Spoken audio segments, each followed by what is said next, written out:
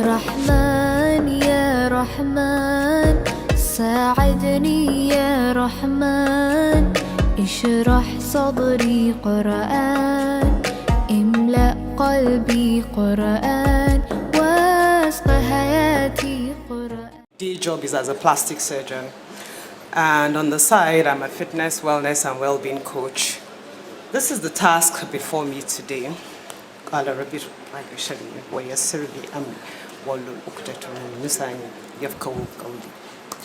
So, you might be asking, so what qualifies me as a plastic surgeon to talk to you about burnout today?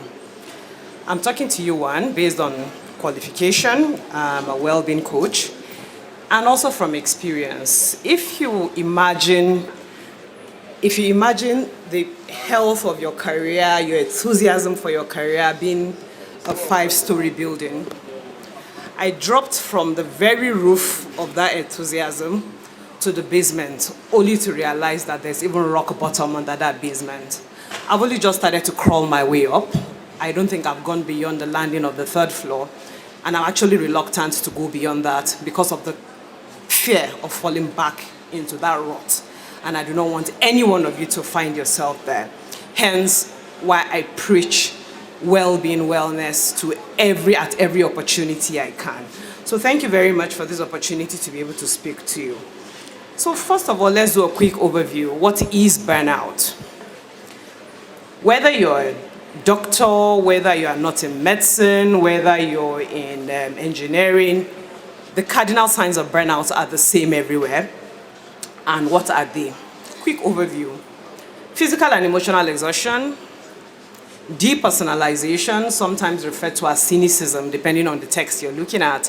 And then we've also got feeling of ineffectiveness, lack of personal achievement. So, quick word on all of these things. So, sometimes it's because of the load of work. That's why you get tired. Sometimes it's because of the nature of the work. Sometimes it's because of the condition you're subjected to at work. I'm sure all of us heard the news of people breaking down, committing suicide, health workers, especially during COVID. Maybe not in Nigeria because we hardly ever have figures, but if you read figures from the developed world, then you know what I'm talking about. And very little work tires you out. I had a friend in medical school. This is a consultant that at a point in her life, her burnout was so bad that on Sunday evening, she has cramps, she's vomiting, she has a fever. That was how bad her burnout was, the thought of going to work the next morning. So when you hear somebody saying, thank God it's Friday, especially when they're not smiling, there is a problem. Don't ignore it. And then you can't seem to emotionally connect with the patients, your colleagues, and general aspects of life. I remember one time I was telling somebody, oh, did you hear that so-so-so colleague died? It was like, oh, and then he just moved on. It's not that they don't care, but they're dealing with a lot, and it could be burnout. So, how about feeling of being ineffective or lack of personal achievement? Some of the things you hear people saying is, what have I achieved as a health worker? Or something happens and you go, fixing this problem isn't rocket science.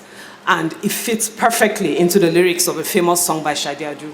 Nothing has changed at all. I remember my earliest memories as a clinical student in medical school was, especially in surgery, was of my senior colleagues fighting other co-workers or their colleagues to get the work done. I inherited the same thing. I did the same thing for a while until I realized I've been a doctor for about 26 years now. By October, I'll be a consultant for 16 years.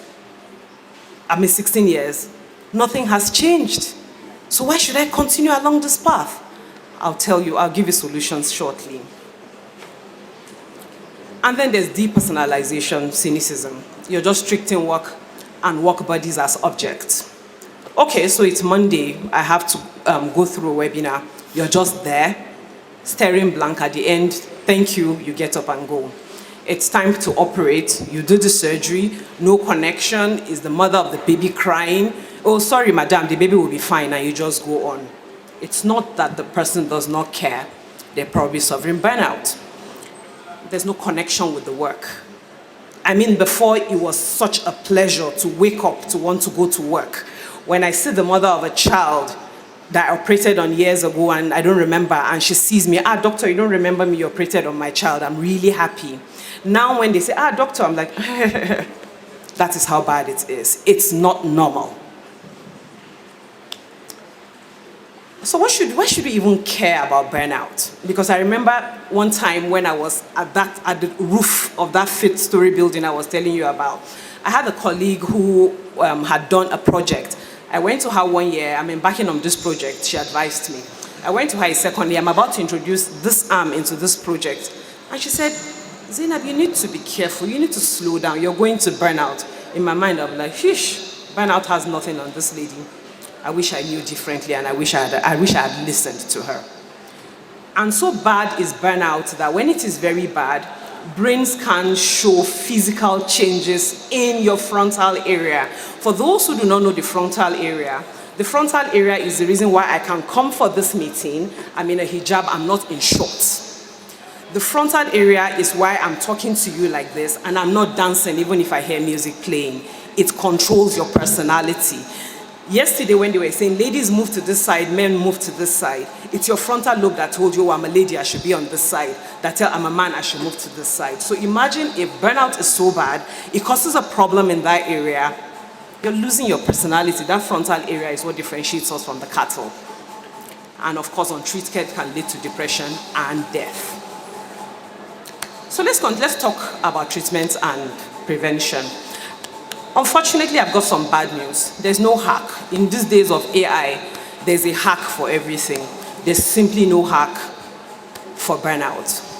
But there's good news at the same time. One, help is available, and almost all help is rooted in self-care, self-love, and soul care. So, I'll tell you about two different paradigms. They're essentially talking about the same thing but approaching the problem from different angles. There are several paradigms, but the two I find most effective are those I'm going to be talking to you about today. So the first one is awareness. You'll be aware that it is possible. So that if you start to see the signs in yourself and a colleague, you can cry out. And of course, allies. Who is with me on this journey? Who can I run to for help? And then you start to take action. So, it helps to know there's a name for it and that you're not alone. It's happened to a lot of people. I'm sure as I'm speaking, some of you are beginning to get some insight. And it's good to know what aspects are responsible for your burnout. For me, for example, I think ever since I was a child, I've had a disproportionate sensitivity to human suffering. I mean, till today, I still remember pictures of the famine in Ethiopia for days on end. People think it's just NTA news. I couldn't sleep when they showed pictures of children starving. It was that bad for me. So a lot of my burnout also came from my personal problems with life. But sometimes it's the work condition, and I'll tell you a very short story. I like to tell stories when I give lectures because I think they drive the point home more. When my husband was in training, my husband is also a surgeon. At one point, they had this patient who had carcinoma of the prostate. He needed orchidectomy. And 3 consecutive weeks, they wanted to operate. It was either there was no steam in theater, it was either there was one thing or the other. So one time they spoke to the patient that they have this like room where they do minor procedures. We could do it for you there because at this time this patient was already coming down with back pain and paraparesis, and you all know what would happen if that was not tackled. And then himself and a colleague organized. This patient paid to the theater, by the way. And then, sorry, something's happened to the slide. Could you please correct it while I'm speaking? And they operated on this patient, and the patient was fine. Lo and behold, 2 weeks after, they got a letter. They were summoned to come to a panel because the patient had requested a refund because he was not operated in theater. And there was a disciplinary committee they were supposed to face. I mean, it took the intervention of Professor Kalaye and some of the other surgeons to say, these people did not collect this money into their own pockets. They did this for the patient. So imagine if this has happened to you several times, how are you going to feel? So if that kind of person complains of burnout, I don't think you should say, get over yourself. This kind of problems build over time to kill your psyche, kill your enthusiasm. And then I'll just advise everybody here, whether you think you're burnt out or not, to take the Maslach score. There are a lot of free resources, and at the end I've provided some links where you can take a free score. If you take the score and you do not fall within the burnout thing, congratulations. But if you think for any reason that you need help, I beg of you, do seek help. And not take action. Not just SMART goals. SMART goals have been moved to smarter goals. You evaluate at the end of the T and then rinse and repeat, knowing that help is available. So still on prevention, I like to say you should catch them young. Another short story here. One of my mentees recently finished residency, and on coming back to Gombe, he came to my house, thank you ma, blah, blah, blah, blah. So as I usually ask everybody I see who has a lot of energy, when I see myself in them, I said, so what are your plans for yourself? He was like, I'm in touch with some organizations, they can bring grants, they can do a center of excellence, they can do this. I waited for him to finish talking. Then I asked him again, what's your plan? I just said it, and then in addition I did it. I said, so what are your plans for yourself, for your well-being? And he drew a blank. So ask yourself today, do you have a plan for yourself? If you don't, there might be a problem. And then catch it young. As I said, if you think there is a problem, please seek help. Just take that score, I beg of you. A lot of you will be glad you did. So, what are the tips? We're going to talk about both prevention and treatment. Get moving. The human body was not designed to be sedentary. And unfortunately, life is becoming increasingly sedentary. You sit down to type notes, you sit down to clerk patients. When you finish work, you drive in your car, you go home, you sit down, especially if you're burnt out, you do not want to do anything. And this, unfortunately, stress, burnout, depression are prices that we're paying for abandoning the hunter-gatherer lifestyle of our forefathers. We do not have to go back into the forest, and there are solutions. So get active, get moving, think lifestyle diseases, and start with why. I think I'll abandon the story here. I do not have enough time. They told me my presentation was 30 minutes, and now they said 25. But if there's time, I'll give you a short story. And then incorporate it into your lifestyle. Yesterday, when my friend and brother, Dr. Mohammed, was talking, he said he walked 2 kilometers to go visit the health facility. It's not because he couldn't afford transportation, but because he knows it's good for his heart. So please incorporate into your lifestyle. At the slightest opportunity, work. I'm recently having to move some things, and then each time I try to move, people come, they want to help me. And then I decided to start moving at the time when there's nobody. Because strength training has been found to be the #1 thing that if you can do, it extends longevity, increases strength, and probably the best of all the available fitness programs known to man. So if you do not want to do cardio, you do not want to do any other thing, please do strength training. And then schedule it. If anybody asks me, what will you be doing at 5:50 a.m. on Monday? I'll be like, I'm doing my online class. If you ask me, how about 8 p.m. the same day? I'm conducting another online class. How about 9 p.m. the same day?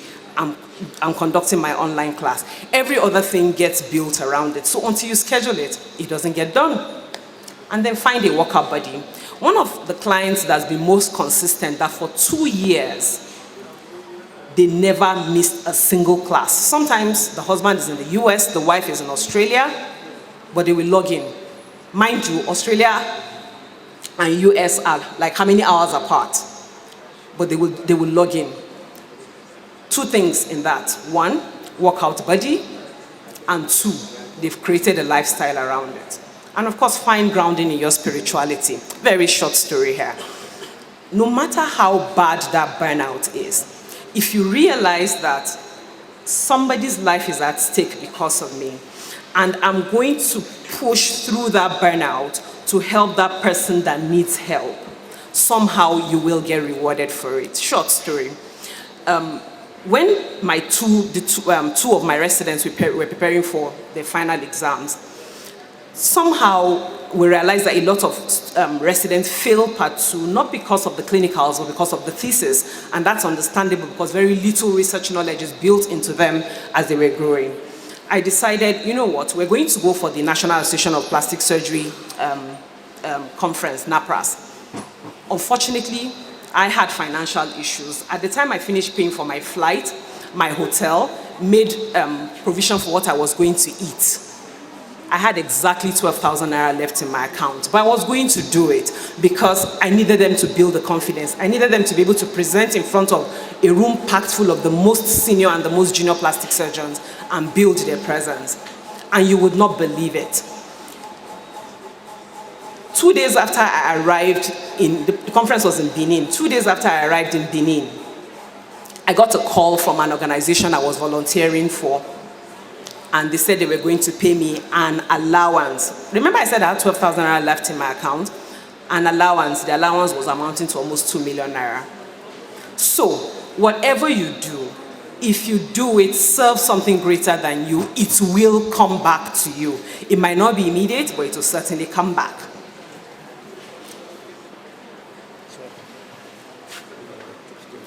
I hope this will be deducted from my time. And of course, in depersonalization, we already said, be aware, actions, and allies. Mindfulness, meditation. If I have enough time, we'll do a very short session. And then be deliberate about creating deep connections. And then, of course, don't forget to count your blessings. It is an honor. It is a privilege for somebody, a total stranger, telling you the deepest secrets because they trust you, or sometimes because they do not have a choice. No matter how painful, no matter how burnt out you are, know that, be grateful for it, and even carry it up to what the Japanese call arigato.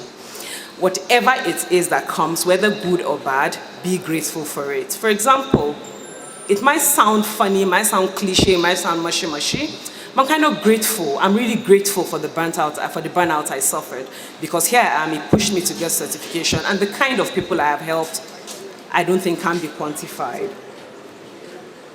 Yeah, I'm good. Okay, so when it comes to depersonalization, a lot of the things will fit perfectly into the words of George Perton that says, if you sweat more in practice, you will bleed less in war. A lot of these things you have to keep repeating and repeating, even when there is no problem, so that on the day when there's a problem, you don't have any, you're not struggling to start from the beginning. It's like somebody who has not been regular in their prayers. On the day they have a problem, they're now struggling. Okay, so which one do I do first? Is it Fatiha before another verse, or is it another verse before Fatiha? So when you sweat more in practice, you're going to bleed less in war. No negative self-talk. Self-love, self-love, self-love. Even if that self-love, like me, is getting a lot of sleep, you do not have to go to the spa. Find what is self-love for you and then take it. And then there's cognition and metacognition. Simply put, cognition, be aware of your thoughts, and metacognition, imagine you're watching yourself from afar. Note your thoughts, note your actions, which ones are not serving you, discard the ones that are not serving you, and hold on to the ones that are serving you. And then in all of this, what is the most human you can be in whatever situation? In other words, can you suppress your own pain to help somebody else? It's amazing how that feels. Feeling of being ineffective, lack of personal achievement, again, awareness, awareness, awareness, allies and actions. I've talked about cognition and metacognition. Find your purpose. If that purpose is something that you can do even when you're not getting paid, it solves a problem and then brings in money, then you found what the Japanese call ikigai, that sweet spot. If you find it, please run with it. Don't let anybody take it away from you. I put PDP here, and PDP is not a political party. It is your personal development project, something that benefits you, that brings you joy, even if it's as simple as journaling. If it's as simple as just asking somebody you know has a problem, can I give you listening ears? And then never underestimate the power of random acts of kindness to a total stranger that you know you're very unlikely to meet again, and you know will mean a lot to them, no matter how little. I'm going to skip this one, but if there's time, I might come back to it. And this is one of my biggest mantras in life, very popular. It says, God grants me the serenity to accept the things I cannot change, the courage to change the things I can, and the wisdom to know the difference. I think you should learn that, imbibe it, live by it, and life will be a lot better for you. So again, this is the second paradigm I said I would tell you about. If you look at it, it's essentially the same thing as the first one, but this one has a rain meditation and the R I have added. And it says recognize, in other words, be aware that there is a problem. Don't fight it. Ask yourself, this thing is here, I'm not going to fight it. It's probably trying to teach me a lesson. And then investigate, where is this coming from? As I told you, I found out the main reason for my burnout, and I'm dealing with it. And then ask, what does it want? Does it want me to diversify? Does it want me to get more skills? Does it want me to serve more people? And how is this going to align with my values in life? And then nurture it, sit with it until it's done. And then life will always happen. Just as you surmount one problem, another one comes. But by the time you've sweated so much in practice, you're going to bleed less in war, and then you can rinse and repeat.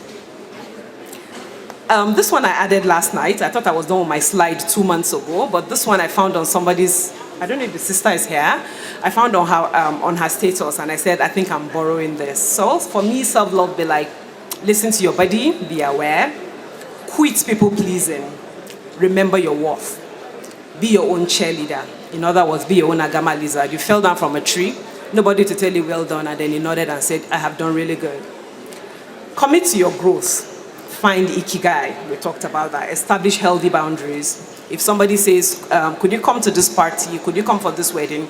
If it's going to be too painful for you, no as a complete sentence works very well. And then hold space for your feelings. Don't deny your feelings. And then stay focused on your goals. So those are the links. Thank you.